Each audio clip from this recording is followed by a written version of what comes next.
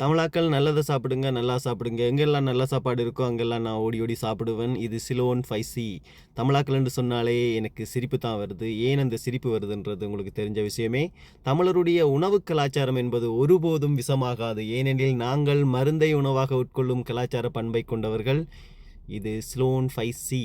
போங்க சாப்பிடுங்க. நான் இப்போ கழுத்து வரைக்கும் சாப்பிட்ருக்கேன். தொண்டனுக்கும் உண்டகளை உண்டு உண்டபின் உறக்கம்னு சொல்லுவாங்க பாருங்கள். சவுளில் உணர்ந்து பிரியாணி கொட்டுறாங்க. இந்த பிரியாணியை நான் கழுத்து வரைக்கும் சாப்பிட்ருக்கேன். கழுத்து வரைக்கும் சாப்பிட்டு போட்டு வெளியே போயிட்டு ஆலமரத்து, அரச மரத்து, வேப்ப மரத்து நிழல்லையோ படுத்து உறங்கத்தான் எனக்கு மனசு வருது. வெளியே சினோ கொட்டிட்டு இருக்கு, எப்படி என்னால் படுக்க முடியும்? காருக்கு நம்ம இப்போ 8 முட்டோட இருந்து உங்களோட கதைச்சிட்டு இருக்கிறேன்.